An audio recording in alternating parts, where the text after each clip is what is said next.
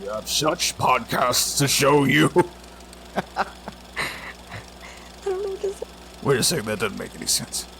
You listen to a podcast. Butterball! Butterball, you didn't tell me what a podcast. Hot damn.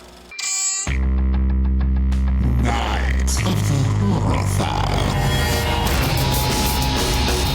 You're all invited. They're coming to get you, Barbara.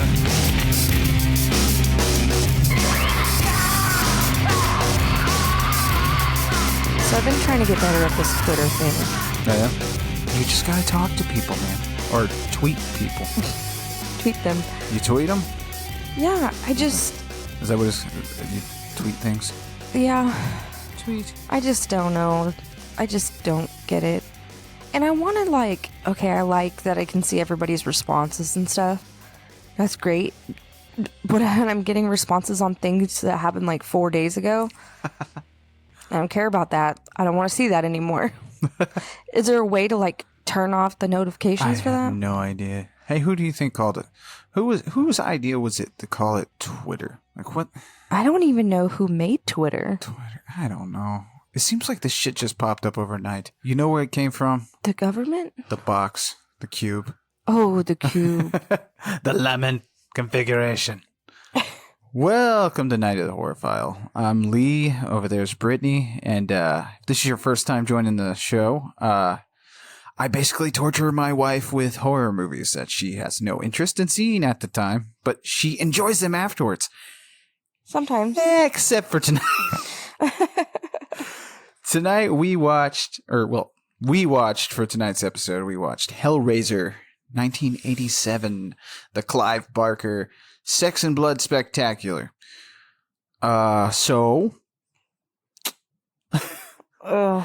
You had been avoiding this movie for the longest time, you told me, because it looked too scary. Why? Well, it stems back to my ex-husband and his weird obsession with his Pinhead mask. He owned a Pinhead mask? Yes. Oh, goody. And he wore it often. You know what I've noticed? A lot of people have a lot of Pinhead merchandise who's never seen this movie before, and it's kind of odd. I don't know if he did or not. I mean, Pinhead was a freaking national craze at one point. After this, I mean, you've seen Hellraiser, you've seen Pinhead on lunchboxes, masks, toys, everything. So, and I mean, if he did see the movie, then it would make sense why he always wanted to wear the Pinhead mask when we were having sex. I did not let him do that. Whoa! I did not let that happen. Yes. Okay. I didn't tell you this beforehand because I wanted to wait for this moment. Oh, sometimes I do wish the show was live streamed because my face, because I'm over here reading, because I take some notes. That way I can keep my ideas in order and I don't piss off Brittany. But so I'm over here making sure my notes are in order. And you said he wanted to have sex with the Pinhead mask on. Yes. Why? I'm not really sure why he wanted to so bad. He always wanted to do some weird shit. Yeah, but I want to do some weird shit, but never wear a Pinhead mask. I feel like you would be really disturbed if I was like, I want to wear this leather face mask while we have sex. Yeah. Especially with a movie that I've never seen. That's even more disturbing. Or no just wonder. A mask in general. No wonder this movie you thought was going to scare the shit out of you. My husband was coming after me. I have such dicks to show you. Oh my God. No, we're not even going to get into that. Oh, yeah. So, needless to say, Brittany was not scared, but we will get into that. First, we got to hit you with some history. Just a little preamble. You ready? Can you keep it down to less than 5 minutes, please? I'll put a timer on. All right, so Hellraiser, made for under $1 million and based on his novel, The Hellbound Heart. The film's director was author Clive Barker. He took the directing mantle in order to protect his stories from, like, these really terrible adaptations that came out. Like 1985's Rawhead Rex, and there was another one, I can't remember the name. Both weren't terrible movies, but he felt like they got butchered, which a lot of authors think that way. We'll do an episode on The Shining. We'll talk about how Stephen King hated that movie. But he took the directing mantle and took the pitch to Roger Corman's New World Pictures. Roger Corman being the low-budget producer. He was amazing with this stuff. But Barker came with a complete script, drawings, log lines. He had like everything planned out because he had wrote the book, so it was easy for him to do the writing for this. And they gave him the go-ahead almost immediately. Barker was known as a writer already, so he had that behind him. His idea was to kind of make a movie that would kind of give him some money to fund some big budget stories he wanted to work on later on. But Barker definitely was not a director. This was his first movie. It was way out of his element. In fact, he talked about how he went to the local library and rented out books on how to direct movies. Oh, that explains it. So he checked them out and was trying to figure it out. But apparently the cast, the crew, and everybody was real, they were real kind to him and stuff. And so this movie was shot in London. In fact, it was shot in an actual house in London, even though it kind of seems like the movie is set in America. They kind of make you want to do that because the studio thought that it'd be more marketable if it was set in America instead of London. Well, that makes sense. Right. Then for the outside of the house. Right, because they tried their best. I did my best. Yeah, so it was actually shot inside a house. Like, the only thing that was a soundstage was the attic, which we'll talk about the attic scenes. But yeah, so it kind of set up for like unique kind of camera techniques and stuff they had to do to work around shooting inside this house. Because if you ever see one of these cameras, I don't know if you've ever looked at these film cameras back in the day, like they're big. So you can only get one camera in there to shoot around inside of these hallways and houses and stuff like that. So it gives the film kind of a claustrophobic kind of feel to it, which I like. And he chose to do The Hellbound Heart, which was one of his novels, because he knew he could get it done with little to no money. There's a very small cast of characters, and it's set in a house. So there we go. Thank you. So before you glaze over and fall asleep on me, let's jump into it. Oh, okay. And by the way, Hellraiser has been talked up about, oh God, till people are blue in the face. So there's not a lot new to put out there, but we're going to try. And I want to say ahead of time, I'm sorry to all you Hellraiser lovers. Well, this is just my opinion and my opinion alone. I love this movie. It's up there on, if I had a top 10 list, if I could piece together a top 10 list, my favorites constantly change. But if I could piece one together, I think Hellraiser would be on the top 10. Are you serious? Yeah, I'm not even joking, because it's just... Wow. I don't know. I just really like this movie. I don't even know who you are. Now, I like this one. I don't like any of the sequels. I mean, I do, because I'm a glutton, but my taste in movies is so hard to explain. But yeah, this would have to go up there. Obviously, Texas Chainsaw Massacre being my all-time favorite. Then after that, maybe Evil Dead, and then it always changes. So Hellraiser may even be on the top 10 at one point. But anyway, before I ramble on any longer, Hellraiser by Clive Barker. This is a really British movie, by the way. It's a very British film. It tries to be American, but it's not succeeding. Not by very much. It makes sense now. Yeah, Yeah. It's very British. So imagine that you're in a foreign land and you watch this drug deal go down. But it's not a drug deal.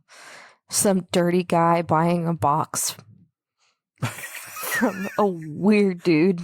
And by the way, weird foreign dude. The amount of dirt in Frank's nails in the scene. I don't know why out of a lot of the scenes, and there's a lot of grossness in this movie, but the dirty nails gets me the most. I don't know why. It just bothers me. People's dirty ass fingernails bother the hell out of me. Yeah, that was pretty gross. So yeah, we're in this scene where I think it's supposed to take place in Morocco. Okay, so I've read parts of the book and a lot of the comic books and stuff like that, and the Clive Barker stories. I mean, Clive was also a painter. Like I said, he did the comic books. There's like a toy line. There's all sorts of stuff that you can dig into that are shit tons better than the sequels.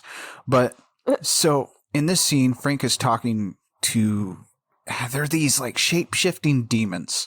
Because I know a lot of people get hung up on who this guy is that's giving Frank the box, and who the haunted hobo who we encounter later.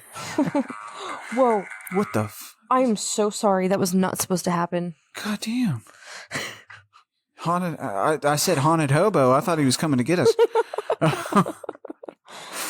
But anyway, so the haunted hobo we encounter later, people are kind of get a little confused on that when you watch this movie. But what those things are called, they're in like the comic books and stuff. I don't know if they mention them in the other movies. I'd have to watch those movies again. But they're called eremites, I think is how you say it.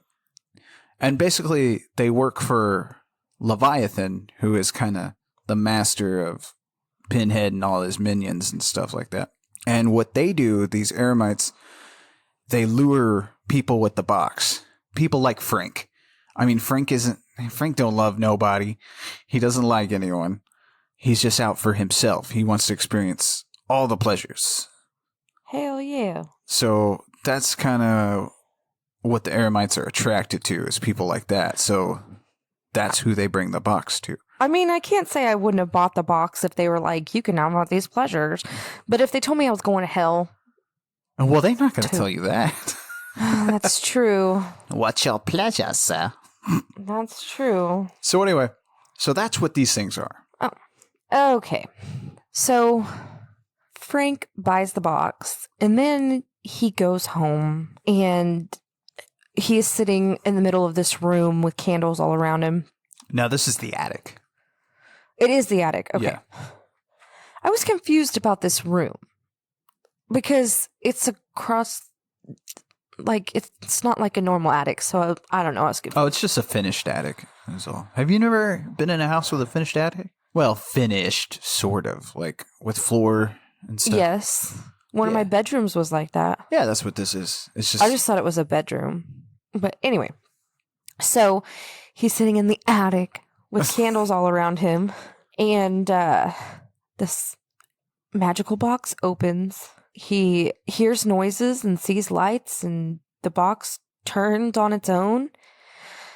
And yeah, he basically solved it and opened the box. Oh. It's like a puzzle.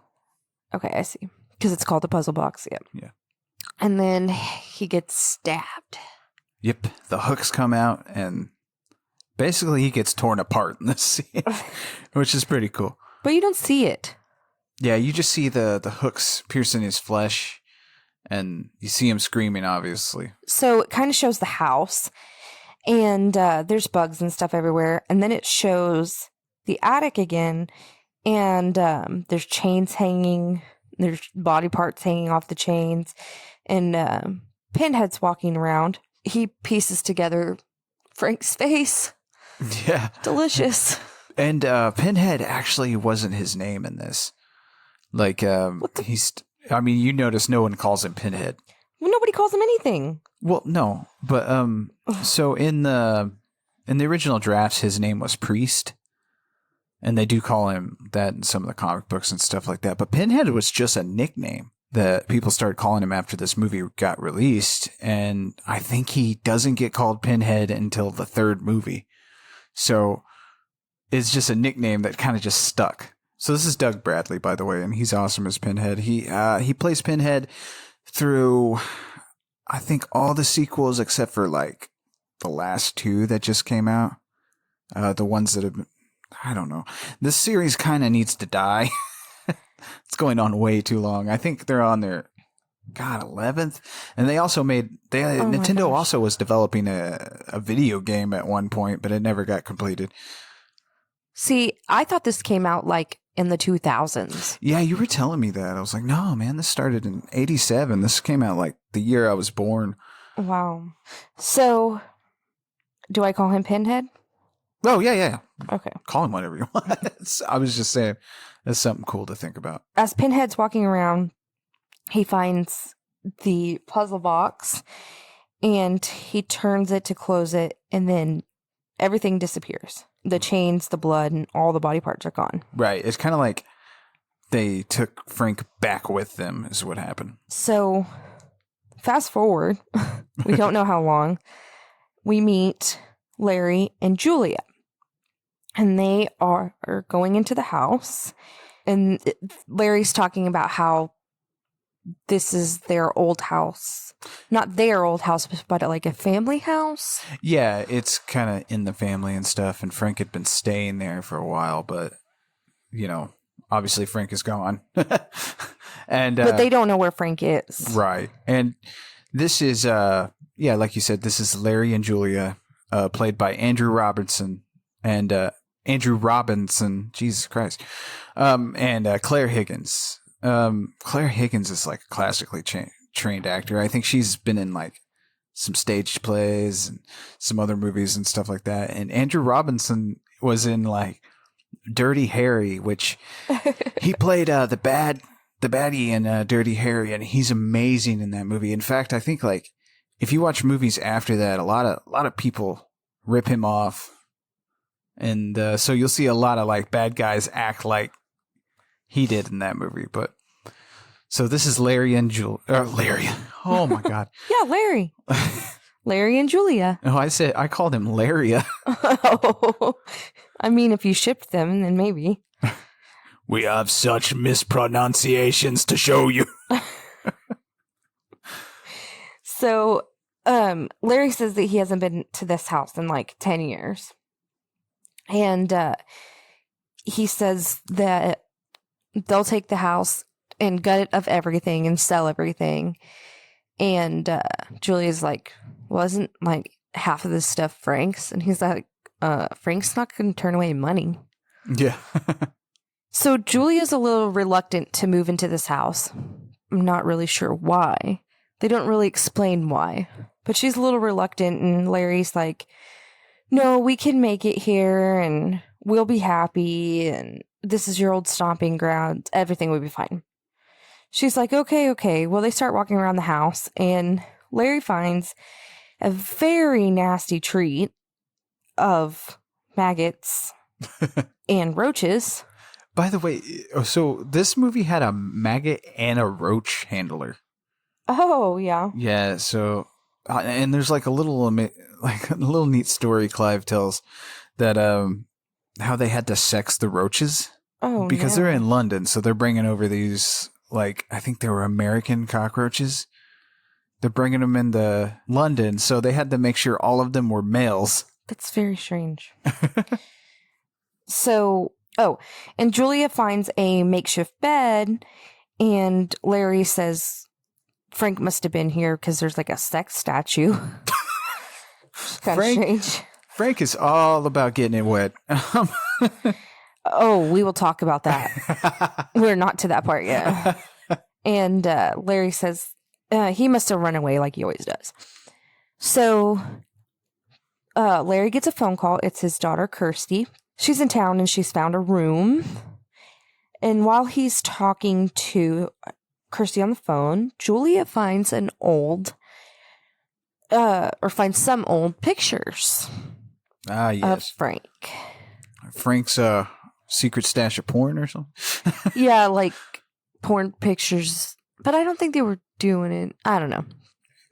Pictures of him and women. On. Yeah. Lots of different women. And I gotta say, I mean, he's pretty freaking hot. Frank? Yeah. Well, I guess, yeah, now that you mention it, because, like, who do you have to compare him to? Larry, who's the weenie. And then... Steve? Yeah, Kirsty's boyfriend, Steve, Ew. who's kind of barely there. But it's the essence. Oh, how he's a bad boy kind of feeling. Yeah, he is. He does kind of seem like that. Because Julia, this is the scene because she sees those pictures and she starts like kind of thinking back about how they kind of met. Right. Which was just him showing up at the door all sexy and stuff. And you're also hit with Sean Chapman was the name of the guy who played Frank. And you're hit with his overdub. Because like I said, they wanted the film to be more marketable and they wanted it kind of set in America. Well, they had these really British actors. Like everybody was pretty much British. And so they had to overdub them. So they overdubbed Frank and they also overdubbed Steve, who is played by Robert Hines. That's Kirsty's boyfriend. But why didn't Julia have an overdub? She had an accent. I have no idea. That's weird. I can understand Frank because Larry doesn't have an accent. Right. And but Frank, the funny thing about Frank is he's got Sean Chapman playing him here. And then later on when he's like all skinned and disgusting, that's another actor named Oliver Smith playing him. All overdubbed. Wow. But different actors in different situations. And Oliver Smith only played Monster Frank when he's like, because he was the skinniest guy they could find to put the makeup on so it looked good. Oh. Okay. But yeah, so this is where we're introduced to Julia's sexual obsession with fucking Frank. Well, yeah, sort of. You can tell by the way the theme is and stuff she's like that. looking at those pictures? She's dripping, like thinking about him and stuff. But yeah, so she stills a picture. I think she stole all the pictures. I thought she just took the one. I don't know, maybe, but I would have taken them all.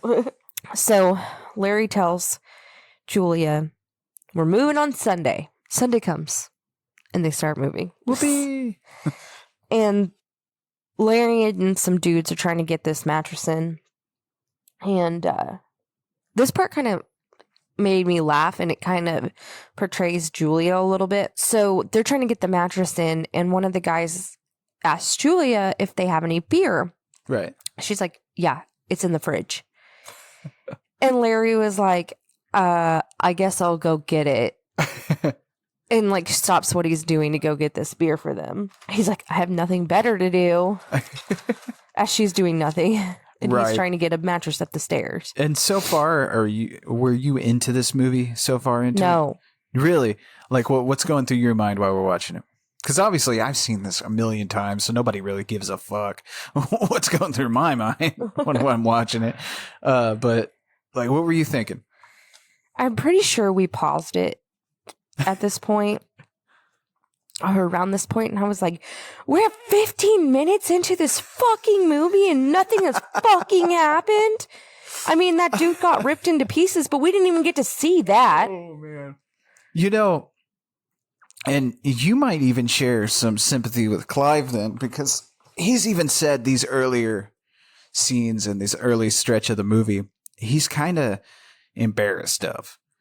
Because he's long and boring. Yeah, he said it's basically all exposition, and he's just taking you on the exposition train. And so he said that, like, it kind of, to him, it shows. Well, you okay? I sniffled right into the microphone, and then I was like, "Oh wait, I'm not snorting cocaine." Oh my god!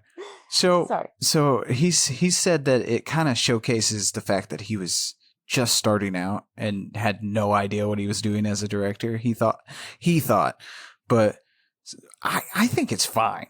Like, it's a British horror movie. I think that they could have spent that time explaining the box more. Oh yeah, or how Frank you have obtained Pinhead the box. And you have Frank later on explaining what the box is. Okay, from where Frank got the box from then? Oh, yeah, they don't really touch on that very well. Yeah. Like, there's just little filler things that, like, I could have done without the maggots and the roaches. I mean, not that it bothered me, but I didn't need that scene. Really? See, I like that. I like that kind of stuff. Because this whole time, it's kind of, to me, sure, Clive has said he's a little embarrassed of that stuff. But to me, these earlier scenes are building up a dread. Like, okay, this is a weird fucking thing to say about this movie. But to me, this movie feels like that period before an orgasm. That little period right before you get there. It's building up, it's building up, it's building up, it gets faster, it gets faster, it gets faster, it gets faster, and then boom. But sometimes we want to orgasm quickly. Sometimes we don't want it to drag for 10 years. Well, that's not what Clive Barker's going to do. I He's know, gonna drag apparently. this out.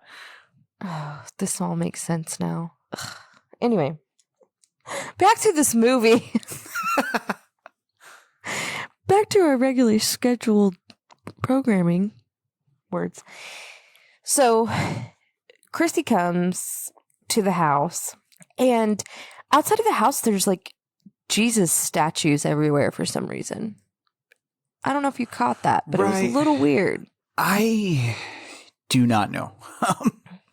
The religious aspects of this movie are kind of like on the nose a little bit because, like I said, Hellraiser, I keep calling him Hellraiser. Pinhead is from hell. Obviously, he serves some kind of dark lord that I shouldn't go into because that's going to show my nerd colors. But I'm not really sure if the religious stuff that outside of the house and then later on, I think a Jesus pops out of nowhere. I think maybe he was playing that for laughs a little. Really? Like kind of some humor. Oh, so she goes in the house and she's talking to her dad and she's asking about Julia and Larry's like, you know, Julia hates to move, blah, blah, blah. And Chrissy agrees to be nice to her. Yay. That's her stepmother. And Julia's upstairs soaking her panties with pictures of Frank. She just won't stop. Oh, yeah. Then we get a flashback. Our first flashback. Frank at the door in the rain. They're talking back and forth about Julia and Larry just got married. Right. And Larry's not there for some reason. I don't know. Maybe he's at work or something. I don't know. And so in her flashback, Frank asks for a towel, and then she's brought back to reality when Chrissy asks for a towel because the kitchen sink like sprayed her or whatever. Yeah, it's kind of cutting back and forth between. Yeah, it keeps going back and forth. Yeah. And so Julia walks into the attic and has another flashback of Frank and her in that room, and he's like, "Can I kiss the bride?" And he pulls out his switchblade and cuts her dress thing for some reason. Yeah. It's really strange. Well, this whole movie skirts the line between like pain and pleasure. Oh, okay. That makes sense. Right. If you notice, because Clive Barker like used to go to the S&M sex dungeons and stuff. Oh. And stuff. And by the way, he's gay. Oh. Yeah, he said he had started identifying as homosexual around like 18 or 19, and he's been openly gay since the early 90s. So, I mean, I think they've even gave him an award over there for being like the best gay? No. I can't remember the award he got, but like most influential gay man, I think is what he got in Britain. But anyway, so he used to go to those it's like a little underground S&M dungeons where he's even said, you know, there was one time he went and it's the first time he ever saw people get pierced for fun and the first time he saw blood spilt, and it's just that atmosphere, like where there's blood and sex and just all the stuff mixed into one and the debauchery and stuff, kind of, it has a huge influence on this movie. Yeah, I can tell. Especially with this switchblade. Right. Well, the book first and then the movie, obviously. So he's like, forget about Larry, whatever, cuts her dress. And then it shows her wedding dress in the bed and she just lays on top of it and they start fucking. Ooh, yeah. And I'm like, what? You couldn't have moved the wedding dress? So obviously, poor Larry is he ain't putting out, and it's that good dick, man. You gotta have good dick. Exactly. And there's even a little story about like how the title, they had problems with the title because Barker wanted to call it, he wanted it named after his novel, The Hellbound Heart, but the studio said, no, that sounds like a romance film. That sounds like a romance flick. And so I think at one point he said something about sadomasochists from beyond the grave or something. Oh, shit. And stuff, but they're, no, and stuff. That was the working title. And then at one point he let it open for the crew to kind of pitch out some ideas. And apparently a 60-year-old British woman said, well, why don't we name it What a Woman Would Do for a Good Fuck? Because that's what this is. Oh my God, the things. So Julia's getting thrusted into, and meanwhile, Larry is trying to move this mattress up the stairs. Yes. And he's making these like huffing and puffing noises. Right. And she's in her flashback moaning. And again, it's skirting that thin line between pain and pleasure. You see the nail stuck into this board that's going to rip into Larry's hand in a second. Yeah. But so that's happening. She's thinking about getting thrusted into, which I don't know if you noticed, there's only 2 thrusts because the MPAA told him he could only have 2. 3 would be obscene. Because that third because thrust. that scene wasn't obscene enough. I mean, yeah, 2 fine, 3 whoa. Whoa. Too much sex. So they only allowed him to have 2 thrusts. So damn it. So yeah, that's happening and stuff. And are you hard at this point? I could have done without the flashes between Larry and the sex scene. I could have just done the sex scene. Like, I remember when I first saw this movie, I was really young, and I think I was going through fucking puberty, so obviously my brain was all over the place. But it felt like somebody was showing me a porn that no one is meant to see. Yeah. So anyway, this is when Larry gets his hand ripped open. And it happens at the same time as in her flashback as they both come. And so that's when it rips into his hand and you see the blood. The blood. And then it cuts to, or you see Frank after they had sex and Julia's laying on the bed and Frank says, it's never enough. Right. And I didn't understand that. Well, it's kind of a testament to Frank's character as to how he's never fucking satisfied. He's always looking for that next pleasure. Which is kind of like, this movie also it doesn't hold your hand through it. Yeah, which is fine. Right. I'm not saying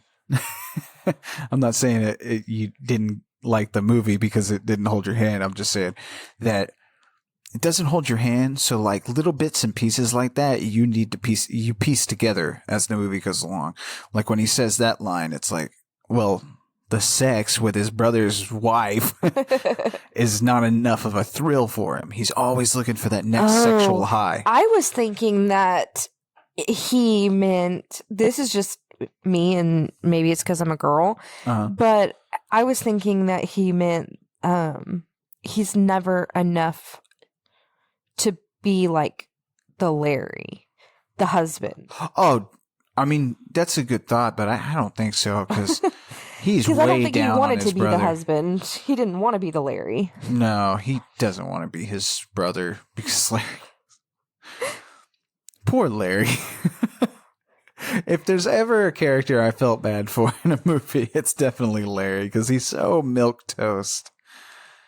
And his brother has the exotic dick.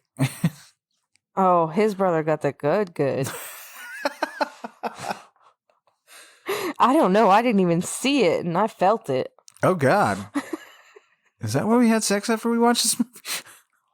Yeah, I don't know I see why how we it is. didn't have sex while we watched this movie. I mean, you don't. What? I have such pleasures to. Whoa. Ew. Quit it. You're not supposed to be into this. Stop. It's weird when you like it. It's weird when you like it. So, anyway.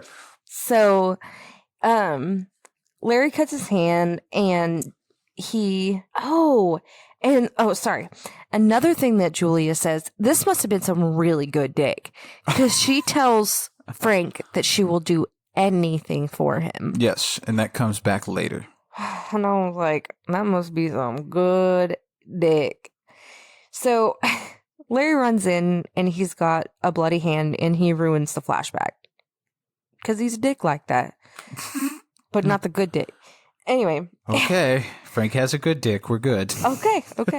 So, hey, you got to talk about Christian Bale's dick forever. So I don't Did want to hear I? it. I thought I just talked about how hot Christian Bale was. See our episode on American Psycho, by the way. Yeah, but you might as well have been on his dick the whole time. Okay, well, moving on. We did a whole skit. Oh, we did, didn't we? Anyway, so they take Larry to get some stitches. Yeah, because he walks into the attic and he's like dripping blood all over the place, All over the place. which falls in between the floorboards. Yeah, I'm going to And have you explain this scene. So his blood falls into the floorboards and it kind of seeps into. It's like his heart, Frank's heart, is still underneath the floorboards, and the blood goes into that, and it kind of brings it back to life almost because it starts pumping again. So yeah, his heart starts beating again, and that's when we get this badass effects shot of Frank coming back, like forming pretty much, because it starts with the brain, and then the spinal cord pops up. And it attaches to the brain. It's just this long, drawn out, like special effects laden, just goodness. It's all gooey. There's rats. It is fucking awesome. And you gotta admit, like, even though you didn't find this movie to be that great, like, that's pretty badass. It was pretty great for the time. And I think the special effects guy on this, Bob Keane, I think he worked on one of the Star Wars movies, I believe. But yeah, he came up with the resurrection scene. Do you know what they used? I honestly don't. I'm assuming it's just a bunch of special effects makeup and stuff like that, and a lot of stop motion kind of stuff. They probably did, because a lot of movies use that kind of stuff, but they did it well. That's why it's seamless and it looks good. And man, you know, there was talks about a Hellraiser remake coming. There's always been talks about a Hellraiser remake. I think at one point Clive Barker even said he was on board. But anyway, I don't want that. If that makes any sense. I don't like. Some of these remakes do this, and I feel like scenes like this are going to be just shitty because it's just going to be CGI. So it's going to lose that charm that this has. Yeah. I'm just imagining it in my brain. Yeah, because I really did like this. Because it, like, grew from the ground. Yeah, it looks like it's coming out of nowhere. Yeah. So Frank's back. Frank is back. Anyway. So, while Frank's all being born and shit, they're having a dinner party downstairs with some friends. Larry's telling an obnoxious story, and Kirsty and Steve are having eye sex. Yeah, which is weird because if you notice the table, how they're sitting, how are they having eye sex like that? Because they were sitting like diagonal to each other. Yeah, they're not sitting across from each other like the shot makes it out to be. I know, and it's very strange because at one point he pours her drink, and how would he pour her drink from across the table like that? He has stretchy arms. Anyway, I don't know. That's another shot. There's always those parts of movies that kind of bug me a little bit, and that's just one of them. But I mean, it's not like I dwell on it. But anyway, as we spend 10 minutes talking about it. No, I'm just kidding. So Julia can't keep it in her pants, and so she decides that she needs to go to bed. She says goodnight to everybody except for Larry. She kisses everybody goodnight except for Larry. yeah, she kind of just shrugs at him and then goes She's to bed. like, you got that bad dick. So she goes up into the attic and she gets grabbed by Frank's, I put half body. It wasn't even like a half body. It was It's like a quarter body. malformed spaghetti monster. It's gross. Spaghetti monster. Oh. Yeah, because he comes like crawling across the floorboards at her. And he's like, don't look at me, but help me. And she's like freaking out. Yeah. She's like, who are you? And he's like, I'm Frank. And she gets this look on her face that's like, no, not the dick. That's what I wrote. What the fuck? No, I'm just kidding. Oh my lord. That's what the whole thing is about. Just over here beating that dead horse. Okay. Talking about dead horses. This is my first dead horse rant. It's the only thing that makes the movie good. It is the movie. What? Anyway. So he explains to her that the blood on the floor brought him back. Mm-hmm. And then as he's like talking to her, whatever, Kirsty is coming up the stairs and she's like drunk, walking around. And Frank's telling Julia, you can't leave me like this. I need more blood. And then Steve comes and finds Kirsty, and Julia was so freaked out, she walked out of the room. Right. And sees Kirsty, and Kirsty was like, oh, hi. But then she just leaves with Steve. It was kind of weird. And that's the end of that scene. But Kirsty and Steve are walking to her room, I assume. Oh, I rhymed. And she's talking about how Julia is uptight and frigid. And Steve's like, well, we can't all be the good ones or something like that. It was weird. And then they just start making out. I think I missed this. Is this the first time that we see the haunted hobo when they're making out? Oh man. It's I think it hard to is. say. Is it? I think so. Because later on with the crickets, that was the first time. You're right. You're right. Yeah. So we see this haunted hobo watching them make out in the subway walkway. Is that where they were? Like the train station? Yeah. So it's later on in the night and Larry's asleep and Julia can't sleep because she keeps thinking about the dick. And the only reason I say this is because she has another flashback. And she's talking about how she will do anything for him. And so she goes into, since she can't sleep, she goes into the attic room thing. And Frank is halfway alive, talking to her, looking like a damn cinnamon roll. Seriously, there is like icing dripping off of him like a cinnamon roll. He is pretty gooey. He really pretty is. Gooey Frank is a very gooey thing at this time. Like I said, his legs are linguini. He's not doing so good right now. No. So Julia says, we'll do it. I'll get you some blood. Then it cuts to this weird scene of Kirsty, and she is standing in front of a table that has a sheet over what looks like a body. Right. And there's a child crying. Yeah, there's this really unnerving kid crying in the background. And there's feathers everywhere. And on top of the sheet are a bunch of feathers. And the feathers start to be soaked in blood.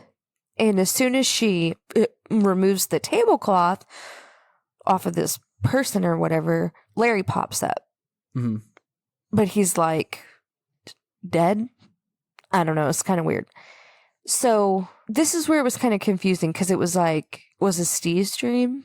Was this Kirsty's dream? Because Steve wakes up and Kirsty's having, it had to have been Kirsty's dream. That's kind of odd. Yeah, because he shoots up and you're thinking, oh, was that his dream? Right. It's like, but it had to have been her dream. He woke up because she was having a bad dream. Yeah. He wakes up while she's still dreaming. And he wakes her up and she feels like she needs to call her dad. So she does. Yeah, to check on him because the dead body's her dad, which is kind of odd. And how many times did we watch that to make sure that was Larry? I swear, it didn't really look like her dad to me at first. It did?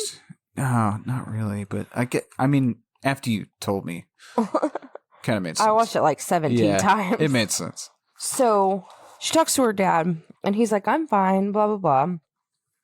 And he goes back to bed. And Julia still can't sleep. And from the other room, you hear Frank say, Kirsty? Like he's intrigued. Bitch, leave the child alone. Can you not just be creepy? Well, Frank's creepy, man. That's In fact, Frank was played by Sean Chapman, like I said. But it's been said that the role was offered to Lance Henriksen at one point. It was said Frank by New World, but he turned it down for because he was going to do Near Dark, which is probably a better idea. I couldn't imagine Lance Henriksen being sexy, but but he later popped up in Hellraiser Hellworld in 2005, which has Henry Cavill, Superman, in it, and Henry Cavill gets killed by a giant hook. But anyway. He gets hooked. So yeah, Frank is intrigued that Kirsty's name was uttered. So it's like, ew, dude. Right. So it's the next day, and Julia decides that she's going to start on her mission. And she goes to a bar and starts drinking alone. And she brings the guy back home. That dude was kind of drunk. Kinda. Yeah. Oh yeah, we'll go to your haunted attic to fuck. Oh my god, I don't think he talked like that. Go to your haunted attic. Oh my god. No, it was really creepy because he's like, I feel like I've known you for years. Yeah. She's like, what the fuck? Like, we've only known each other for like 4 hours, dude. Come on. I don't even think that long. I think like 4 minutes. No, that's true. And he kisses her all weird, like sensually. She's like, yeah, don't do that. So she takes him to the attic, and he's like, there's no bed in here. She's like, yeah, it's okay. I like to do it on the floor. Yeah, it's like, He's wait, like, what? Like, none of this is red flags for you. Right? He's like, okay, whatever. Because you got her haunted shag attic, and that's fucking weird already. Then she's saying, there's no bed, we can do it on the floor. It's like, wait, what? Yeah, but if you're horny and drunk and you're going home with somebody. Nah, I'd be afraid I was going to get robbed. Okay, I'm talking about 1987. Well, I was a child at that point. Oh my god. What are you saying, Brittany? Oh my god, stop. So, anyway, he's telling her, like, she's the loveliest woman he's ever seen. Like, what the fuck? Then he decides that he has to pee. She takes this as her opportunity and hits him in the head with a hammer. Yeah, because he's like, did you lock this door? And She's like, yeah, bam. yeah, she's already stashed a hammer and everything, so she just starts beating him over the head with it. She hits him 3 times. Yeah, and during this scene, supposedly there was they did a scene, or they had shot a scene where the guy's completely naked, but they ended up cutting that. Nobody wants to see that guy's dick. Anyway, Frank says, don't look at me. He's really against her looking at him. Well, yeah, because it's the whole, I'm hideous. Right. Because Frank's vain, man. Oh, yeah, very. Like I said, he doesn't give a shit about anybody except for himself and what he can dip it in. Julia walks out of the room to wash off. And this was like the creepiest scene. Because she looks in the mirror and there's just blood on her face and stuff. Oh, yeah. It was pretty creepy. And there's that real tight shot of her face. Yeah. So at this point, are you entertained at all during the movie? I mean, sure. What? She did just kill a guy. Yeah, so the killings are cool then. Like, because I'm just trying to get a grasp on, like... What I wanted it to be? Yeah, like, what did you want this movie to be so far? I thought it was going to be an action-packed horror movie. Oh, no, it's Hellraiser is like a cup of tea. It's long and drawn out, but in a good way, I think. Like, it's real thick. I don't think it is. I don't know. All I know is I thought it was going to be like Pinhead chasing people around. I was going to say, I feel like and some shit. I feel like because you've only seen the posters and maybe a few scenes here and there, and your ex coming at you with a mask on. God, that is honestly more terrifying than this movie. Oh yeah. I want all our listeners to picture a short man with a Hellraiser mask on. I'm sure it's not very form-fitting. Okay, Smeagol with the Hellraiser mask. I didn't make good choices back then, okay? We have such sights to show you. But am I right? Yeah, you're right. I was just imagining him chasing you with a boner, and that's just scary as fuck. I am gonna have nightmares tonight. Oh, with his horse cock. Those are not my words.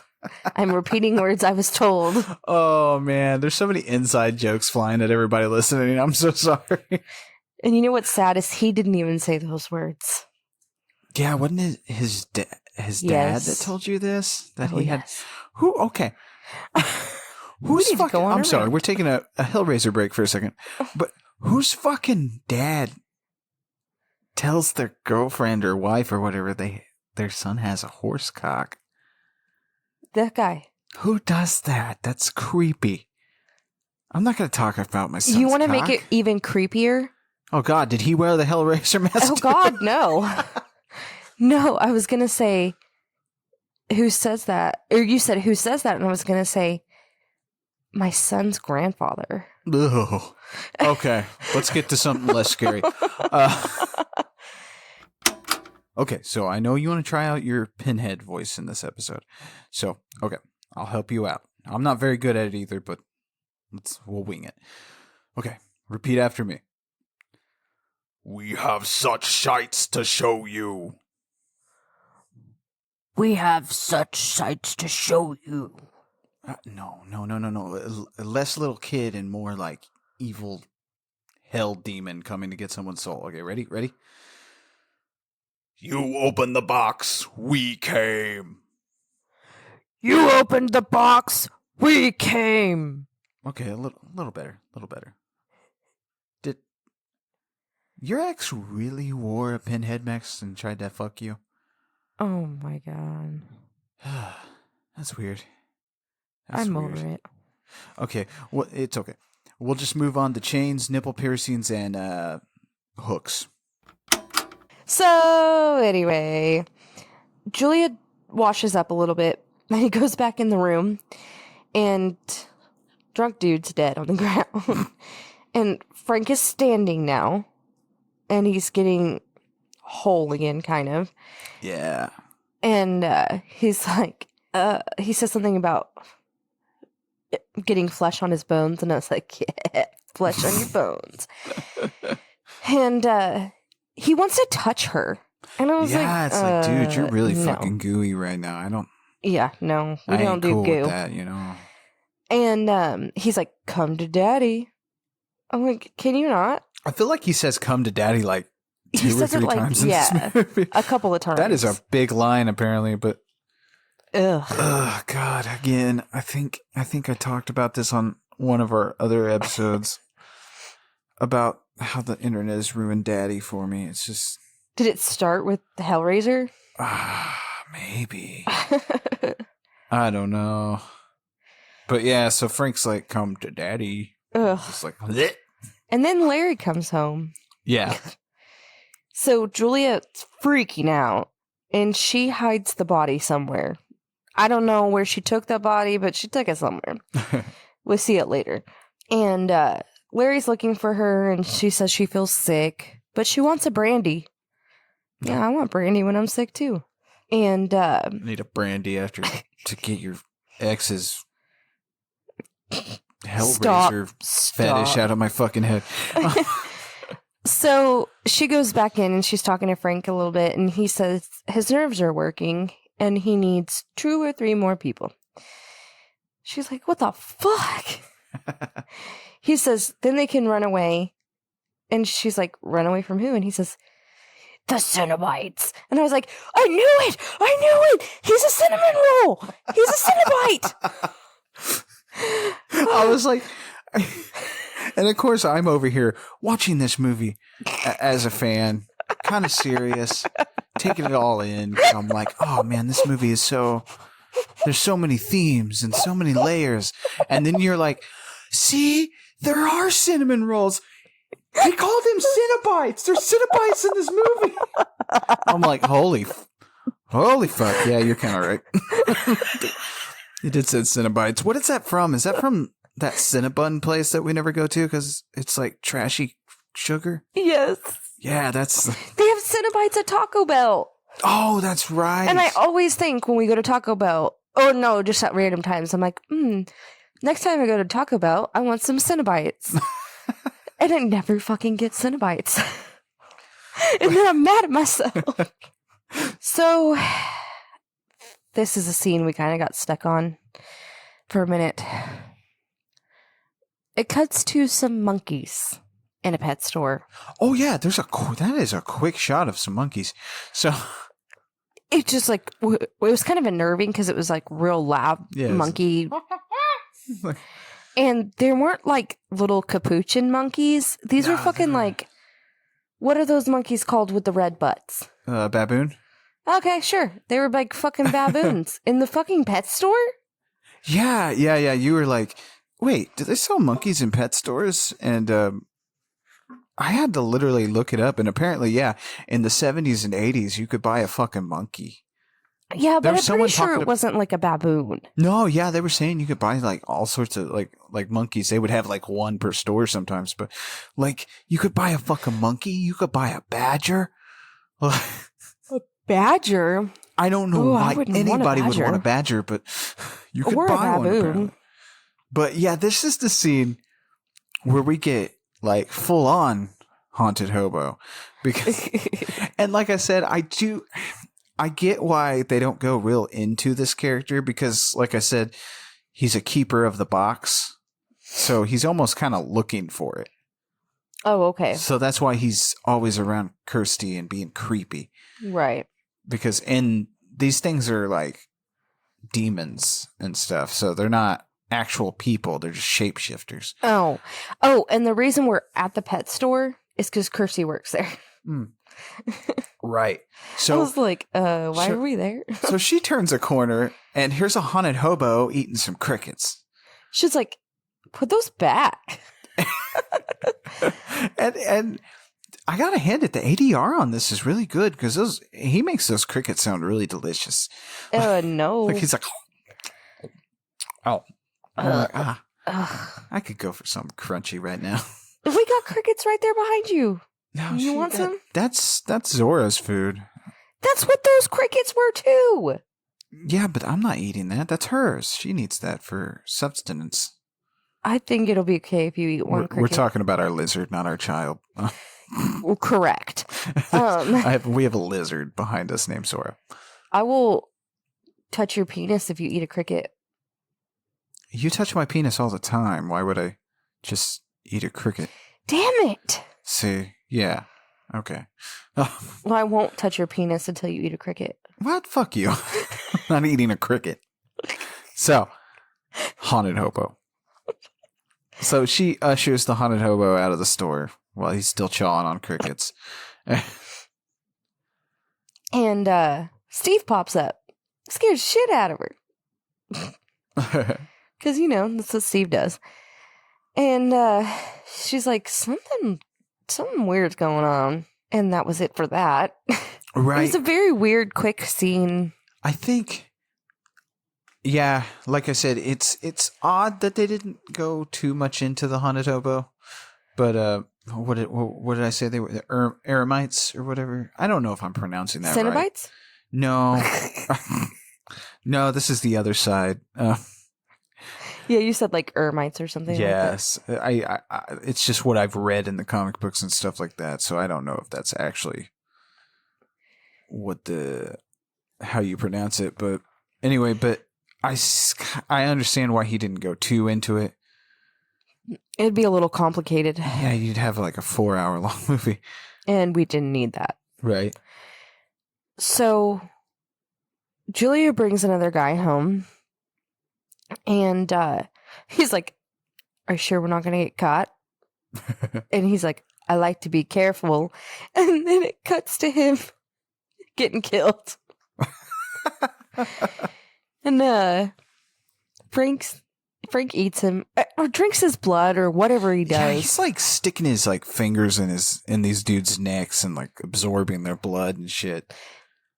Delicious. Man, it's just the interweavings of sex, violence, and blood and all sorts of shit in this movie is just awesome.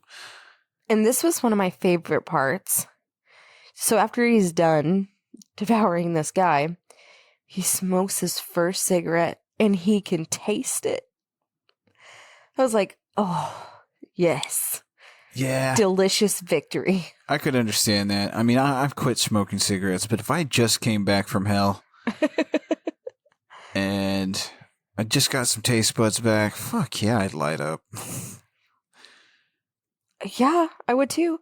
I've had 3 children and I've not smoked during my pregnancies. And as soon as I could smoke again, I did. And it was glorious. I have an addiction problem to cigarettes. That sounds really bad. I have addiction to buying DVDs, so it was either DVDs or cigarettes, so. Yeah. So Julia wants an explanation. And he shows her the puzzle box. And he says it opens doors to pleasures from heaven. Oh, it says, sorry. He says that it opens doors to the pleasures of heaven or hell. Mm-hmm. The Cenobites gave him an experience beyond the limits of pain and pleasure. And it shows Frank like hanging upside down from these hooks and like spinning real fast. So It's like a flashback of when he died. And Julia's like, we'll take care of this. They'll never find us. Oh, yeah. Yeah, so this box is the Lamet. The Lamet configuration. And Clive kind of got the idea from, there's like an old story called The Devil's Toy Box. And it's a cube where the insides are mirrored. And supposedly if you somehow get inside that thing, it'll take your soul and stuff to hell or some crazy shit like that. But it's an old kind of urban legend kind of thing. Oh. I think somebody wrote, I don't know if you're familiar with those. Hang on one second. I don't know if you're familiar with the creepypasta stories. Yes. Yeah, somebody wrote one about that. And So it's on the internet somewhere. On But the yeah, it's just interwebs. yeah, interwebs. But yeah, it's just some kind of urban legend kind of thing. Oh, okay. So he took that idea, and that's how he came up with the laminate configuration. Like, plus he also, coupled that with the idea of a Rubik's Cube and the puzzle solving and stuff like that. Right. Because this little cube does a lot of different things. Oh, yes. So it's that evening, and Larry and Julia are watching boxing, and Larry's like, doesn't this make you sick? She's like, I've seen worse. Right. And I guess Frank gets mad because she's down there with Larry, and he starts freaking out upstairs. Yeah. And being loud. Frank's having a hissy fit at this point. It's just because his dick's not being touched. So Larry's like, I'll find out what's going on. Julia's like, no, I just left a window open. And Larry is not having it. He is going up there. He's going to be a man. Yes. And Julia tries to stop him. Julia starts to words are hard. Julia tries to stop him, and it's not working. So she just starts to make out with him. Get his dick hard, distract him a little bit. Yeah, that's how you do it. It didn't work. So Larry goes in, and he looks around, and Frank was hiding. And Larry's like, oh, it's probably a rat. So they start to make out. Oh, they go to their room, and they start to make out, and they lay on the bed. And at this point, you can kind of tell that Frank's in the closet from the way that they're shooting this scene. And so Larry starts to go down on Julia, and Frank slowly walks out of the closet. Oh yeah, it's weird because he's obviously Frank's kind of possessive and shit. So he comes out of the closet.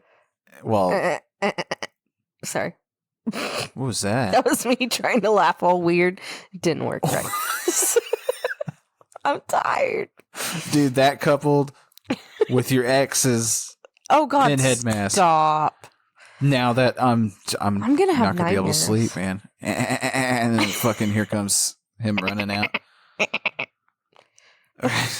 So anyway, Frank pulls out his switchblade, and Julia keeps saying, no, please no. She wants it to stop, all of it. Because Larry's trying to go down on her or whatever. Ugh. But fucking Frank pulls out this rat and just cuts it open. Yeah, skins a fucking rat in front of her. I'm just like, God damn. Yeah, that was kind of weird. And Julia just starts to cry. And Larry's like, I don't understand. 1 minute, you're all over me. Then the next minute, You're telling me to stop. yeah. Well, that's what happens when you're not in love anymore. I'm just saying. Well, I guess in this situation. I don't know. Anyway. So it cuts to Larry and Kirsty out to dinner. And they're talking about Julia. And he's talking about how he has a problem. And how Julia never wants to leave the house. And it's all beyond him. And then he thinks that Kirsty and Julia being friends is going to fix things. Yeah. Even though the problem is not with Julia and Kirsty. Because from what I understand, from what I'm gathering so far, is they get along just fine. And they don't need to be friends. Right. It's kind of just this is my stepmother, sort of. She doesn't even call her stepmother, really. Yeah. But, it's just Julia, the woman that's married to my dad. Because earlier in the film, I think Larry is talking to the movers in that one scene. Oh, yeah. And then they're like, oh, she looks like her mother. And he's like, her mother's dead. So, obviously, her mom's dead. She's not cool with Julia. But she has to be. They've been married a long time. Yeah, so it's one of those things where it's fine, whatever. And because Kirsty's an adult. Right. So, I don't know. So, that was just a quick little, like, filler scene, I guess. And yeah, I do love this movie. There are a few filler scenes like that. Right. And I think that's just Clive trying to put something in there to explain some of the story. Right. Just so we're not lost. And I think it's fine. It was fine. It's whatever. I guess I have an affinity for like slow burning movies like this. Like these, because even though everybody's dubbed over with American accents, it's still got that British feel. Yes. Where it's this slow burning movie that even though we got sex and blood and chains and ass and Pinhead and there's a Cenobite named Butterball later on, but we have all that cool shit, but it's still just a slow burner. Like, yes. And a lot of people might disagree with me on it being a slow burner, but to me, it's that dry kind of British horror that I love. That kind of horror movie, but it's fine. It's not what you expected. It's what it is. Right. It's fine. Anyway, so Kirsty said she will make friends with Julia, and this will come into play later, or in just a few minutes. But Julia is up talking to Frank, and he's like, "You can't love him." She's like, "You know I don't." And they're kind of hinting around. They don't say what they're talking about, really, but he's like, "Where's the harm?" She said, "I said no." And in this part, they're talking about killing Larry. Right. Because she doesn't love him. And Joe Bob on Last Drive-In brought up a good point when they showed this movie. He talked about how everybody loves the wrong person in this movie. Like, everybody's loving the wrong person. Yeah. Like, you have Julia, she's loving Frank, Dick, who doesn't love anybody. And then Larry's loving Julia, who's loving Frank. It's just a big old pile of bullshit. But yeah, you got Frank, who in reality, Frank is basically the main villain of this movie. Yes. Like, Frank is. And I think that's what, I think that's why I kind of understand why you don't like this movie. Because going into it, you're hearing all this Pinhead shit and stuff like that. And granted, maybe if you had seen this a long time ago, it'd be different. Right. Like, I don't know if seeing it now with all the stuff you've seen, the commercials, and like I said, he's on lunchboxes. He's everywhere. Even if you don't know these movies and never seen them, you know who Pinhead is. Right, exactly. It's just like, you know who Freddy Krueger is. You know who Jason is. Even though you could go your whole life and not see a Friday the 13th movie, you know who Jason is. Right. But, yeah, so I think, I don't know if it's maybe that tainted your viewing of this. It might have.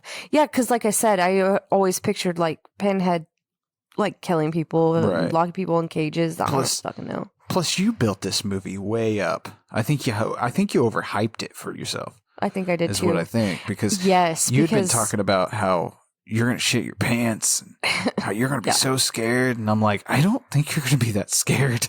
No. So maybe that's we'll talk more about that at the end of the show. So Frank is telling Julia he wants someone now. So Julia brings home another guy, and as she's bringing him in, Kirsty sees her. Yeah, that's smart. And Julia takes him upstairs and attacks him or whatever, and Kirsty can hear it from outside, and she tries to get in the house. She finally gets in, and Julia is like at the stairwell at the same time that Kirsty's like going up the stairs, and Kirsty is like freaking out, obviously. Right. And Julie just fucking runs into the other room? Question mark. She just runs away. I don't know. I was confused. And then the almost dead guy is trying to get out of the room, and he's trying to get Kirsty to help her. And then Frank grabs him and like, did he kill him or just throw him away or I think whatever? he kind of like threw him back into the room because Yeah. this is where he kind of confronts Kirsty. Yeah, he's like, it's okay. It's me. It's Frank. Your Uncle It's Frank. Uncle Frank. You've grown. You're beautiful. It's like, He says, Frank. He says, come to daddy. Frank, come on now. Yeah. He's like, you're beautiful. Now you're trying to fuck your niece. And Yeah, he's that's like- what I told you about Frank, because Frank doesn't love anybody. He's just needs that next level. Oh, He's yeah. all about his own The pleasure. craziness. Yeah, all about his pleasures. And he's like, what can you do? And I was like, what does that mean? What? Anyway. Basically he's saying like, what are you gonna do? I'm Oh. a skinned dude, so obviously. Oh, okay. I see. Yeah. I was confused. And he was like, there's nothing to be afraid of. Same things have to be endured. And that's what makes the pleasures so sweet. And then she like sticks her hand in his body goo. Ugh. And they start to wrestle a little bit because she's trying to get away. Right. And she picks up the puzzle box. Mm-hmm.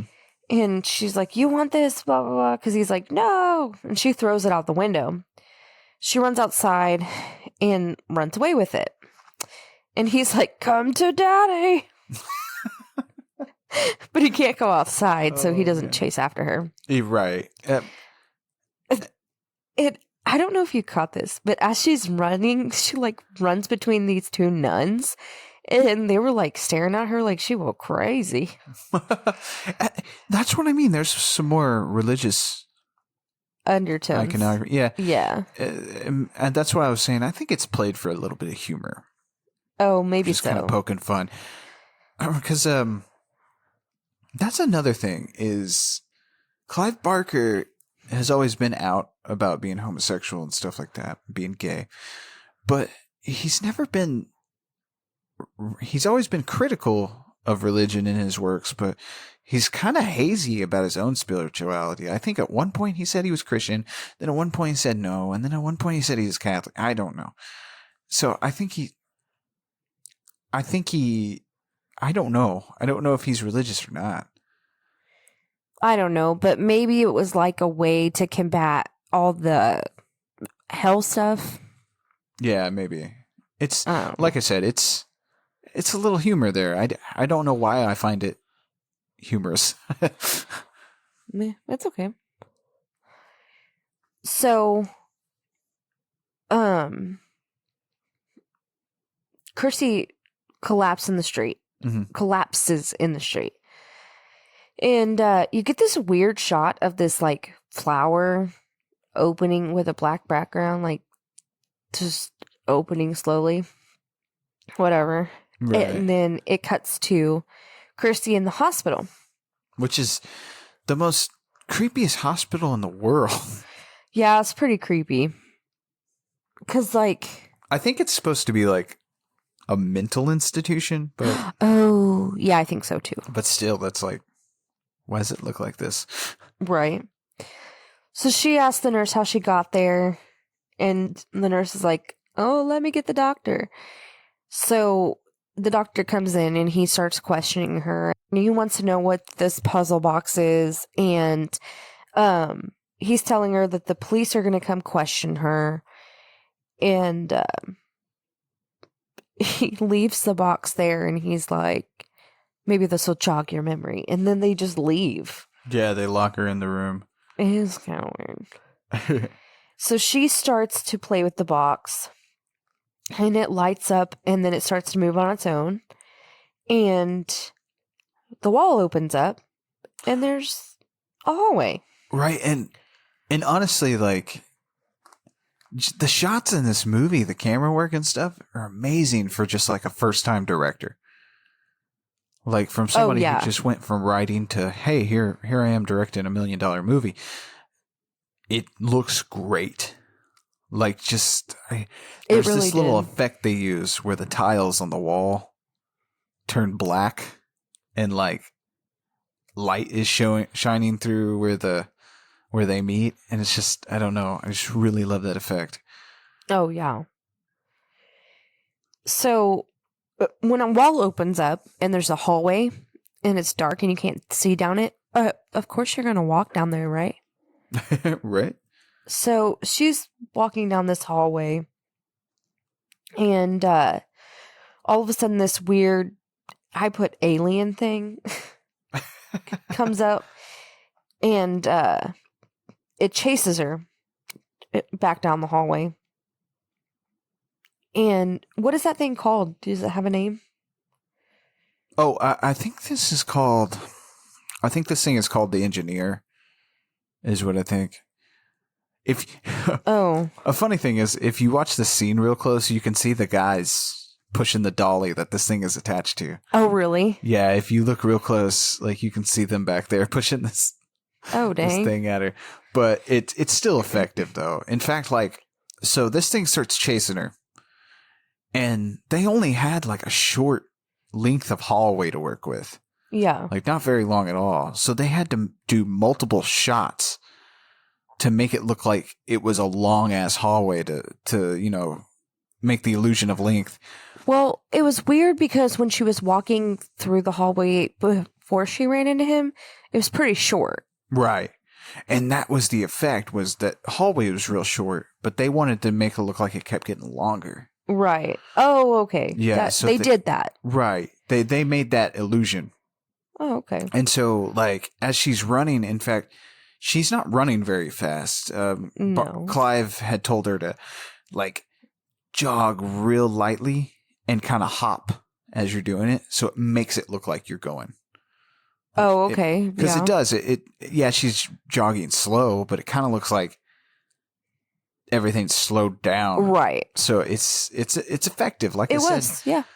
Like I said, for a first time director, Jesus Christ, this movie's great. Even I think one of the taglines on this movie poster was from Stephen King, and he said, "I've seen the future of horror, and it's Clive Barker."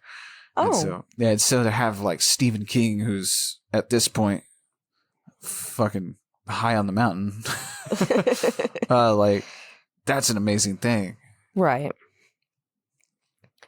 So this thing, the engineer, chases her down the hallway and back into the room, and that's when the wall closes up. The TV is on now, and it keeps like flickering or whatever, but it's showing that weird flower thing again.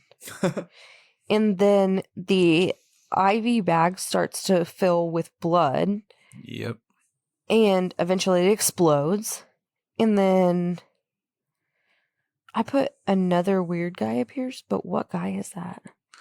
I think first you see the Chatterer. The guy who has like barely a face, and he's sitting there going, yeah. That guy. You see him first because he grabs, well, no, he didn't grab her yet, but anyway, you see him first.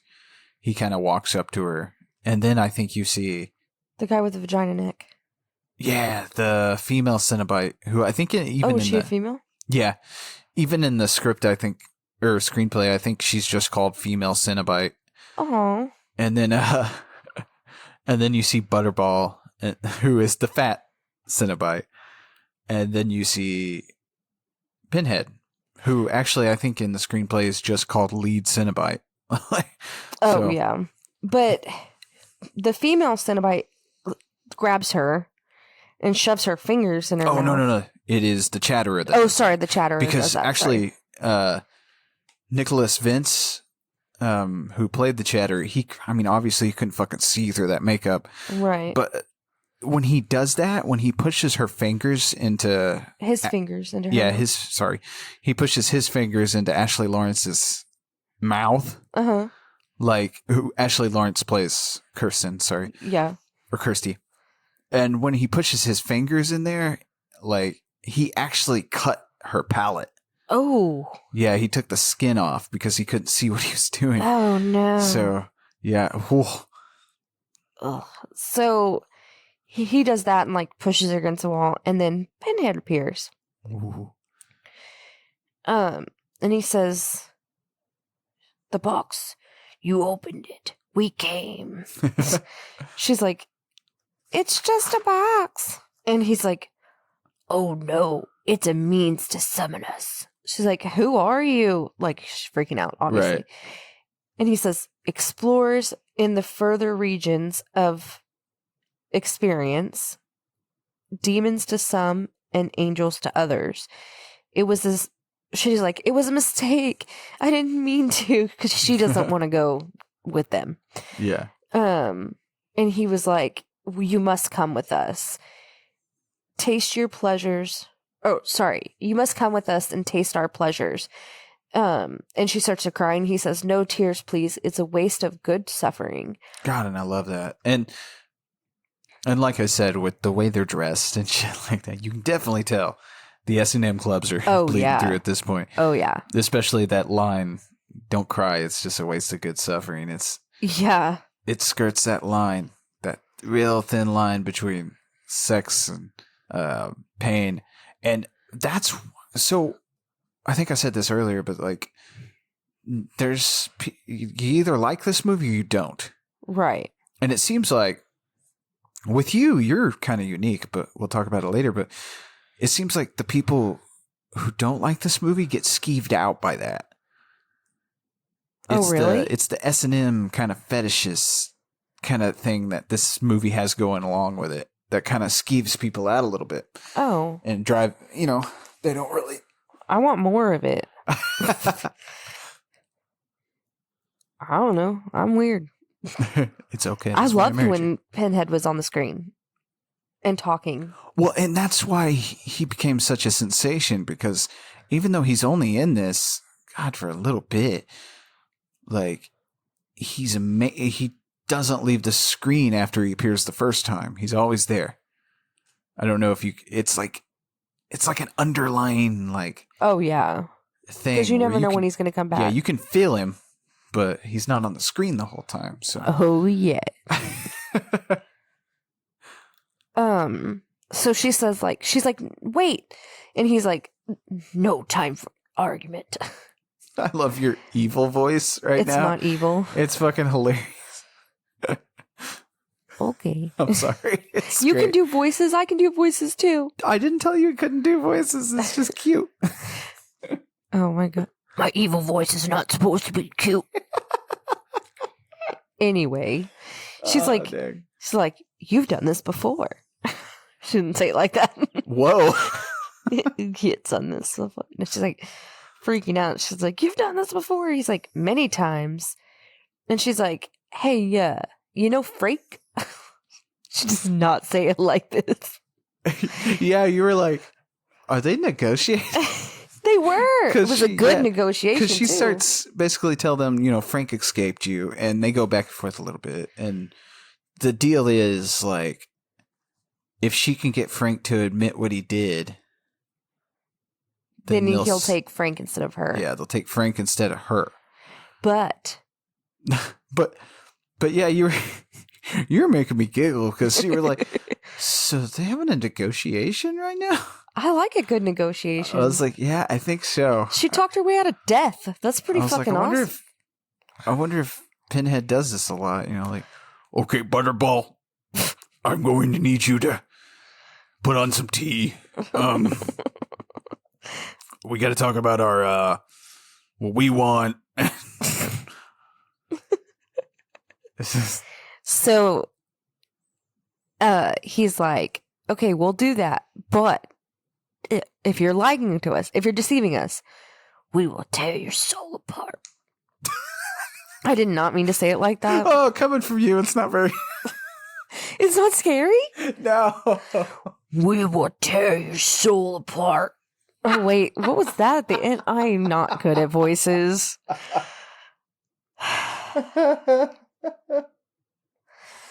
Ugh.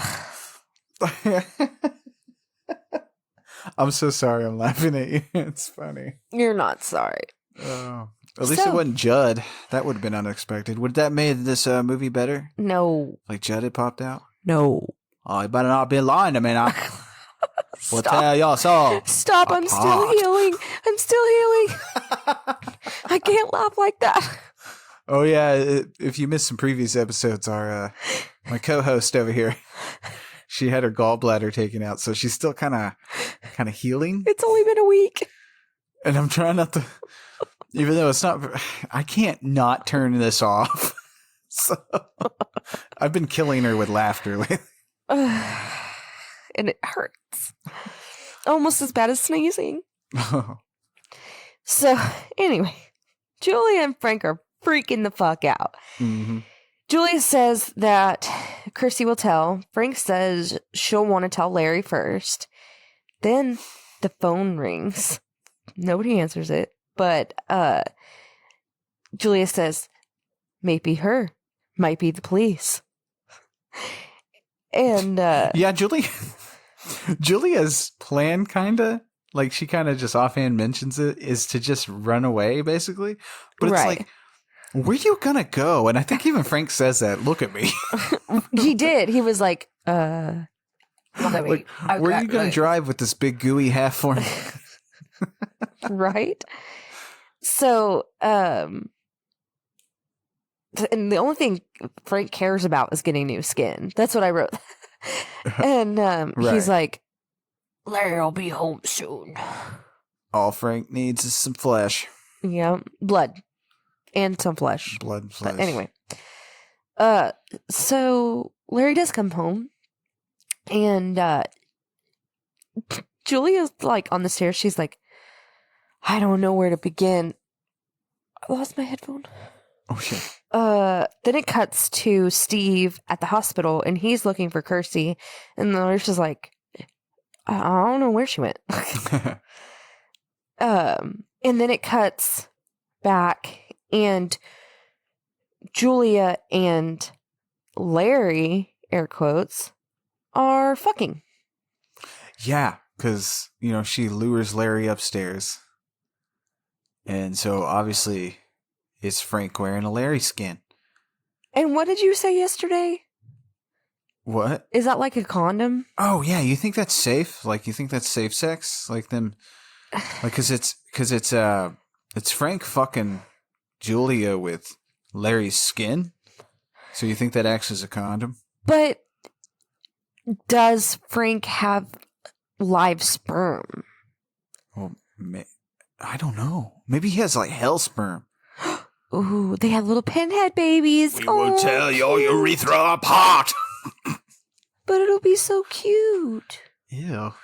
It's like a little pinhead baby. It's like, Mommy and Daddy, I will eat you. What the fuck? I don't know. Dude, you gotta quit with this laugh, this fucking voice. It's getting me. But so they're fucking. And Kirsty comes home. Julie answers the door, and she's like, I want to see my dad. I don't know why I said it like that. And she sees her dad, and she's like, Frank wants to kill you. And he's like, oh, it's okay. We took care of all of that. Julia told me everything. Yeah, he's like, he was what was it? He was a sick dog, and I had to put him down. Right. He's like, but it's finished with now. He's gone. He is dead. Had to put him out of his misery. And he was like, when I feel better, I'll call the police. And Right. Chrissy's like, no, I can't believe this. And she's like, I want to see him. And Frank's like, okay.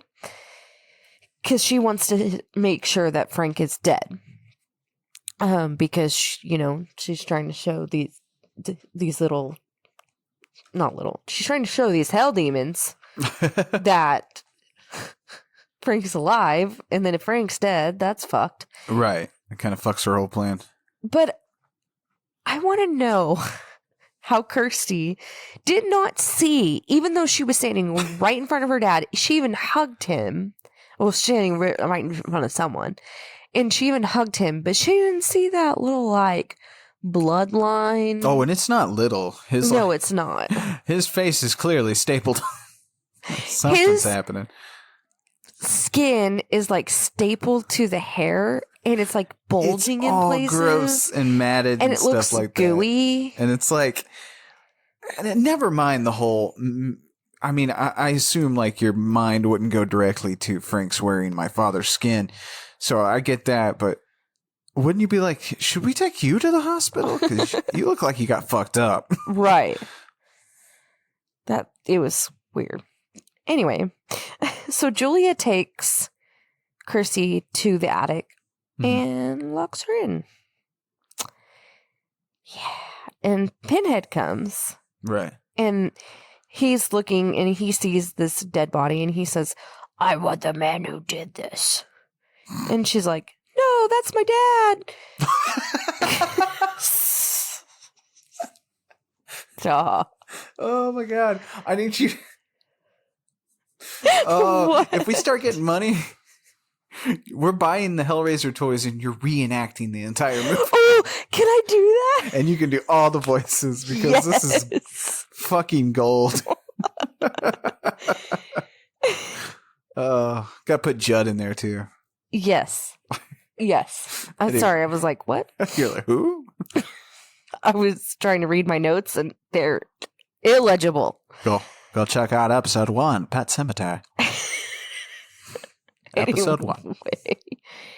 So somehow Kirsty gets out and Julia's at the bottom of the stairs and she grabs her. Oh, and she realizes that it's Frank. Yeah, she's kind of put it together because of what Pinhead said, obviously. And yeah. And Frank's like, what's wrong? Stay with us. Come to daddy. Oh, no, that's when she realizes. When he says come to daddy, that's when she's that's like, when she puts it together. Oh, fuck, sorry. Oh, frack? Frack. I didn't mean to say that. I was reading Frank as I was saying. Oh, I was like, what? Fuck. Yeah. So she like scratches his face. Right. And Julia grabs her. Frank pulls out his switchblade. And he says, so much for the cat and mouse shit. I was like, what the fuck does that mean? And so, well, you know, because them going back and forth and stuff like that. That's what he's talking about. But, yeah, Andrew Robinson, he like, I think he owns his own acting school now. But he came up with that line. It's ad-libbed. Oh, really? Yeah, he ad-libs this line and then the line that's coming up that we'll talk about. But, yeah. Oh, okay. So, he goes to stab, and instead of stabbing Kirsty, he stabs Julia. See, and I'm glad that you caught that he wasn't aiming for Kirsty. No, because he would have stopped. Yeah, because, like, the whole time, he's just using Julia. Well, yeah. Like, you can tell earlier in the movie, he's just using her when he finds out Kirsty's around. Because... oh, yeah. He wants that teenage pussy. Oh, God. Oh, you said teenage. Oh, I'm sorry. Oh, God, you're going to have to cut that out. I can't say that. Yeah. It's like... No, there's no safe spaces here on Night of the Horror File. It's okay. Sorry. No, that's not good. No, everybody's cool. Oh. Only because she's like... No, she's not even a teenager. She's like 21. Yeah, so you're good. Everybody's legal here. Yes. Oh, my God. Not like Billie Eilish. Shut up. Go see that creepy episode where I confirmed I'm a dirty old man. So he stabs Julia, and she's like, not me. Yeah. So he kills Julia. He says, nothing personal. Yeah, what the fuck? Really? Are you sure? Right? I mean, I guess not, because, again, Frank don't give a shit. Oh, hell no. So Kirsty runs up into I guess, a spare bedroom because it's got like boxes and stuff in it. And she opens this wardrobe because she wants to get in it. And Jesus falls out. I was like, oh, Jesus. Yeah, that's another just kind of humorous. Yeah. So she like crouches down because there's like boxes and stuff everywhere and kind of like scoots her way further into the room. Right.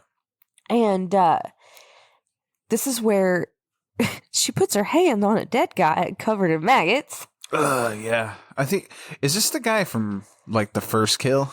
I assume so. Yeah. But there are maggots everywhere. Yeah, and those are real maggots. Like I said, there's a maggot wrangler That's so on this weird. movie. And those were actually like falling down into Ashley Lawrence's shirt and shit. In fact, she was like made up to be dirty like all the time, like sweaty and gross. And so it was crazy. So Frank can't find her in this room. He's kind of walking around. He can't find her. And so he leaves. And why does this bitch go out in the hallway? Does she think the coast is clear? He just left the house or some shit? Again, this is another moment where you're like, I was into it, and I was like really feeling the movie, and then all of a sudden, you're like, what the fuck is this bitch doing? Because why? And I cannot wait. Until we get to a traditional slasher movie on here, Oh, God. because we really haven't covered one yet. Right. We've done a lot of weird ones. We haven't Right. done a straight up just by the book slasher yet, and I cannot wait because there's a lot of those I want to show you. Yeah, because I'll probably have lots of things to say like that. Because this is what I wrote. Kirsty goes into the hallway to cry because she's a fucking idiot. Damn, you're harsh. I mean, nobody's going to see these. And I need to know for 10 years from now. That's true, yeah. So, surprise, surprise, Frank finds her. Oh, yeah. And they kind of wrestle their way into the attic. And Frank pulls the switchblade out. She falls to the ground next to her dad's body. And she's like screaming or whatever because, you know, she's next to her dad's dead body. And her uncle's wearing her dad's skin. That's not weird. And Frank says, don't mourn him. He was dead a long time ago. Yeah. And this is another odd thought, but so Frank is wearing her father's skin and trying to rape her. Oh, delicious. So I think this is the only movie that contains that. I hope so. I don't know. But prom night 2, the woman's like, Mary Lou's trying to fuck her dad. Like, that's weird. Anyway. A lot of incest on this show so far. We do not promote that. Ooh. Yeah. So he's like, he was dead long ago. And he's like, everything is fine. Frank is here. Like, that doesn't make me feel better. Right? Like, that's No, not I'm good. comforting, Frank. So all of a sudden, like, the walls start to like light up. And Right. Frank's like, what the hell is that? And Pinhead shows up. And then it kind of pans the room and chains are hanging from the ceiling now. Right. And Pinhead says, Frank. And then he looks at Kirsten and he's like, not for your eyes. Yeah, he basically tells her to get the fuck out. But she doesn't. Yeah. So She doesn't, right. And Frank says, you set me up, bitch. Like, there's a long pause, and then he said, bitch. And then, this freaks me out. Just makes me think of fishing. This hook grabs his hand. And I'm like, ugh. yeah. And they do it right here. They show like whenever the hooks are supposed to be going into him, like it's a real close-up shot Yes. of those things penetrating, and it's like, oh. Then the hooks start to grab him all over his body, and he looks up and he says, "Jesus wept." And that Why? is the other line that he ad-libbed for the movie, because the original line was just going to be him saying "fuck you." Oh, really? Yeah, but Andrew Robinson came up with Jesus wept, so that's what they went with, which I think is creepier. I don't know.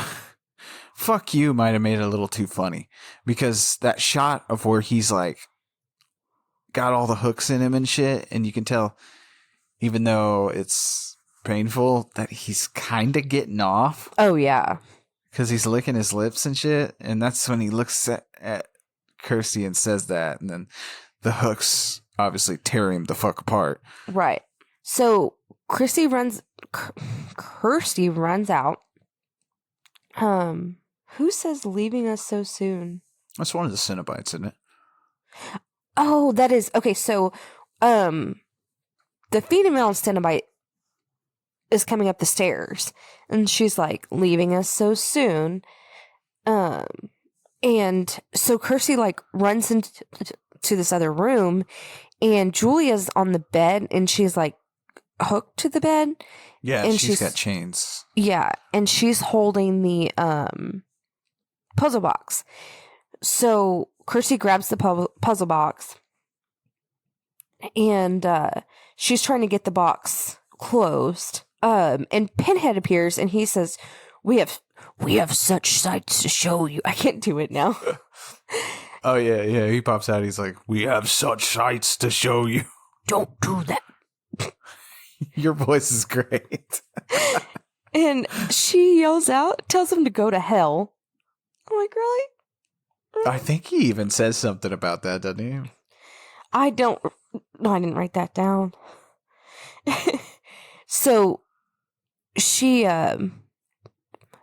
gets the box to turn, and these really crappy lasers, 80s lasers, zap him, and he disappears.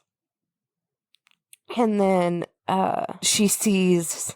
Oh, I wrote they all disappear, but that's not how that happened. Pinhead disappears, and then Steve comes, and the house is on fire and kind of falling apart, and they're trying to get out of there. And Butterball tries to kill Steve. Yeah. And the box moves on its own, and then the engineer alien shows up, and they start to fight. The engineer and Julia... No, not Julia. Fuck. Kirsty start to fight. And they're fighting over the box.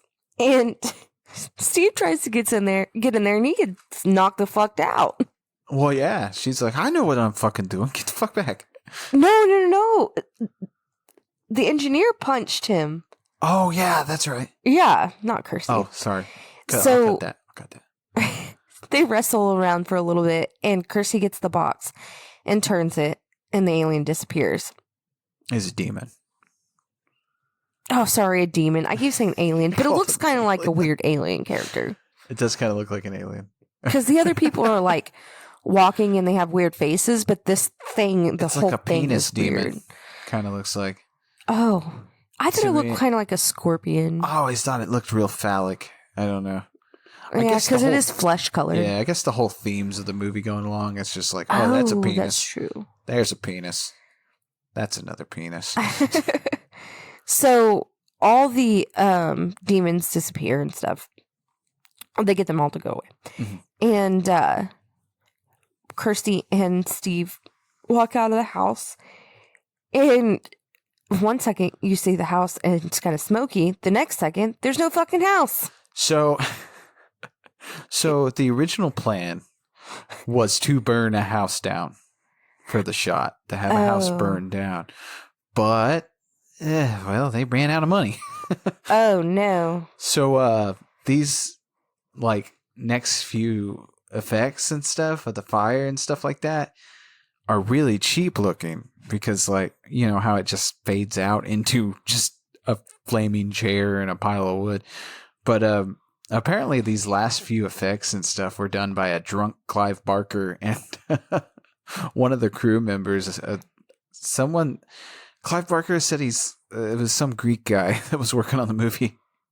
So they finished it at the end, and he said that he thought it turned out pretty good considering, how many beers they had. Oh, I thought you were going to keep going. Oh no, that was. I was I'm just sorry. laughing. Sorry. I'm sorry. So, one second there's a house, and the next second there's not. But there is burning things on the ground, and like burning wood or whatever. And you see what did you call him? The haunted hobo? Yes. And he is walking through the fire. Right. Because Kirsty puts the box in the fire. Oh, that's right. Right. And then the haunted hobo comes out and walks into the pile of fire where she put the box. And he grabs the box. And this is where he turns into a demon and flies off.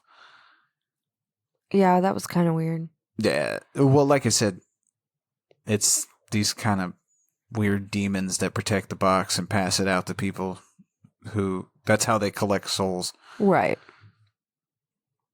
And then it cuts to Frank at the table in Morocco. And it's not Frank. It's just another guy. Oh, okay. Well, it's another dude. Sorry, my bad. So it cuts to the table in Morocco with the box, and he says, "What's your pleasure, sir?" Yeah, and I love that. I don't know. That's a good line to end out because it's a nice little bookend because you get at the beginning and then you get this. So it's kind of like, oh, this is just going to keep happening to people.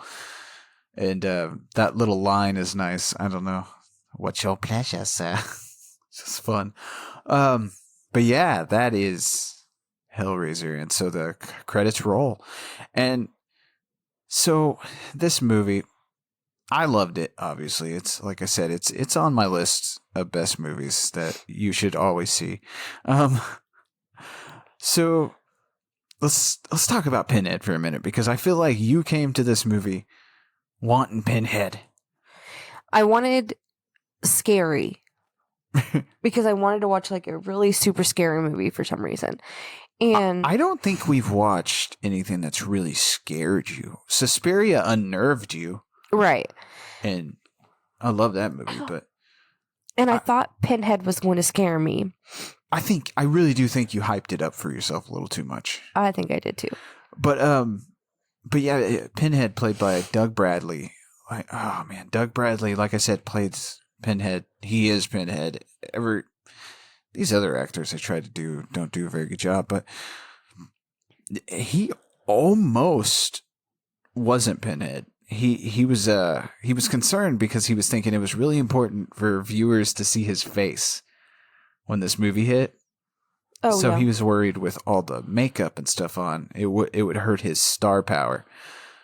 But so he kind of drew the short straw between him and another guy. Oh, really? Yeah. So Doug Bradley obviously went on to play Pinhead and kind of cemented that character in horror iconography. Like I said, you can't go anywhere without Pinhead being associated with like the upper echelon of like horror icons. But so yeah, and Clare Higgins, this is funny. Clare Higgins, she hates horror movies, and this is the actress that played Julia. Oh, yeah. Yeah, she hates horror movies, and even at the premiere, she had to leave 10 minutes in because it freaked her out too much, and she still has never seen the entire movie. But yeah, I don't know. It's something about this movie I really like. It's the mood. It's the weird sexual undertones mixed with the blood and the violence and stuff like that. And so, yeah, I really think you just hyped it up too much for yourself. I think I did too. But then again, we viewed it a second time and you still didn't care for it. So what exactly is it that kind of keeps you from digging this movie? I want more. I think I would watch the sequels or whatever comes next. And I know they're not as Well, good as Clive this one? doesn't have anything to do with any of those other sequels. The second one's good because I've seen all these movies. I binged them one day. Man, that was an undertaking. I think I about died. But yeah, Clive doesn't have anything to do with the other sequels. But the second one's good. Third one's it's okay. It starts getting a little too silly. Because that third one is where he starts making Cenobites out of people, and there's a guy with a CD player that shoots CDs out. I don't. You might actually dig the third one because it is a lot of Pinhead. Okay, yes, I just want more. But then after the third one is when they started, because man, this franchise dropped fast and hard. Because after that third one, they started just picking up scripts of other horror movies that weren't getting made, and they just started putting Pinhead in them. Oh, God. So, yeah, it's weird. And most of them you can tell that's what's going on because Pinhead will just show up randomly in this random situation. Oh, that's weird. But, so yeah, so this is definitely not on your top list of movies then, huh? No. I think I'll end my whole spiel of stuff of movie facts here with, I think, something that really sums up this entire movie. So at the premiere, Clive took his mom to see this movie. Oh, God. And when she saw that his name came up in the credits in big bright letters and stuff, she started crying tears of joy. And he then leaned over and told her, "This is going to be the happiest you're going to be for the next 2 hours." And I think that really does sum up this movie because it's just a weird mix of sex, violence, and everything I love in a movie. A lot of people like it. Let's just say that. I have a very unpopular opinion about it. That's okay. And that is my opinion. That's okay. And it's my opinion to have nobody come for me. It's perfectly fine. Nobody's going to come knocking on your door. Anyway, so... Do you want to wear a Pinhead mask and fuck me? No. No, I do not. Oh, that is the freakiest motherfucking thing. Oh, my God. Yeah, that's... Come to daddy. Yeah, that's Hellraiser, 1987. I'm going to have nightmares. Brittany isn't. But, so, next time on Night of the Horror File. Oh, I'm excited. It's my favorite director, John Carpenter's The Thing. Ooh, The Thing. That's right. We're going to do The Thing. Ooh, we're going to do that We're thing. gonna do The Thing. And I'm going to call you Daddy. Don't do that. So, yeah, until next time when we're trying to guess who the fucking alien is, I'm Leigh, saying stay spooky. I'm Brittany. Stay horrific. Bye-bye. Bye.